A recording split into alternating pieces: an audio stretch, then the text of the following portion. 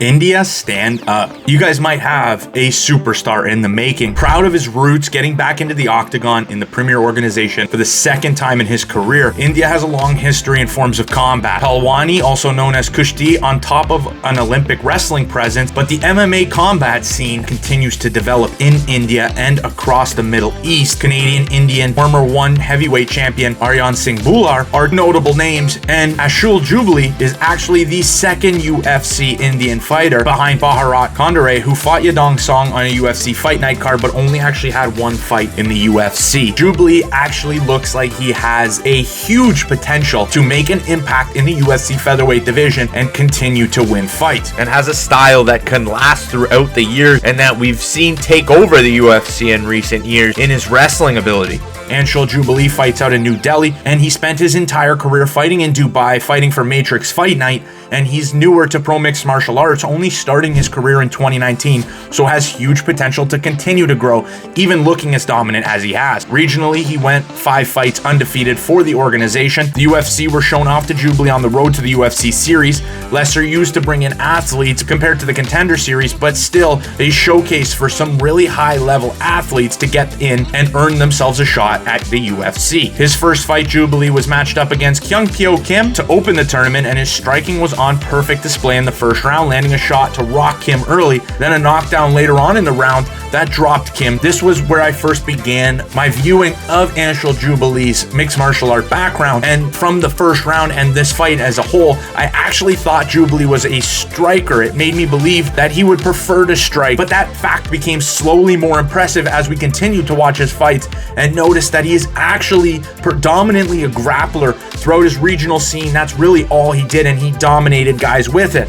But nonetheless, in this fight, Jubli gave up 4 takedowns in the fight, but showed that not only is he a great forward pressure wrestler, he's also a great defensive wrestler. Kim missed on 6 of his 10 takedown attempts, and again, with the 4 takedowns he landed, he only turned that in to a total of 25 seconds of controlled time. The decision cards were split in this fight and a little bit all over the place, but the only clear and definitive round, according to all 3 judges and me, was that first round in favor of Anshul Jubli. Nonetheless, Jubli got what I believe was an earned decision win and moved on to the finals on a UFC fight night in Vegas. In the final, he was against an exciting showman in Jeka Saragih, and Jubli was coming in as the underdog for back-to-back fights, and the odds looked disrespectful by the time the fight concluded. Jubli's game plan was nothing like his first UFC fight, grappling a considerable amount more like he did regionally, and choosing to lead the dance in his wrestling. Early on, using his clean boxing combinations to get close, and in the clinch, he used the position to get a rather easy takedown. He makes his takedowns look so easy against these guys, and from there, he racked up control time for basically the entire round. Jeka, not known for his bottom game jiu-jitsu, but still the control lasted basically all 5 minutes of the round, and the position ended with Jubli chasing an arm triangle finish. Jeka recognized this disadvantage and started the second round seeking a quick finish. He came out of the round throwing like a missile. He landed, but ended up putting himself back into Jubli's clinch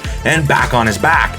The round was a lot more of the same in this one, but instead of chasing a submission in the arm triangle position, he actually, after progressing to mount rather easily once again, Jubli chose his ground and pound and worked at Jeka with elbows, punches, everything, and in this dominant position, he was able to cash the underdog ticket and stop Jeka in the second round, and also earned himself, obviously, the road to UFC lightweight champion status. Overall, more of a grappler than anything. He has great takedowns, he's strong in the clinch, and is impressively heavy in top control. He's also breezed through transitions against all the opponents he's faced throughout his career. And that technical grappling ability showcases itself not only in the trips, but also in the way he's able to transition through positions, look for submissions, and find areas to ground and pound his opponent to a finish. His striking is clearly boxing forward, and it's paired with some combinations and some looping powerful strikes, and he can knock fighters down like we saw in his road to the UFC debut. His chin hasn't showed anything that worries me whatsoever yet. That could change when he's facing some powerhouses in the UFC, but his striking is actually really good for being such a dominant grappler. He loves his arm triangle choke. We've seen him submit an opponent regionally. He also went for it throughout his career. Anshul Jubli is a wonderful addition to the UFC's featherweight division and has huge potential at getting himself into the top 15 and maybe even competing for a championship. The hype is real for this guy. I've even seen some people refer to him as the Indian Khabib, but nonetheless, India might have their guy. Let me know what you guys think in the comment section below. Do you think Anshul Jubli will have a great UFC career, or do you think this hype is for nothing? Let me know again in the comment section below, and I will see you in the next one.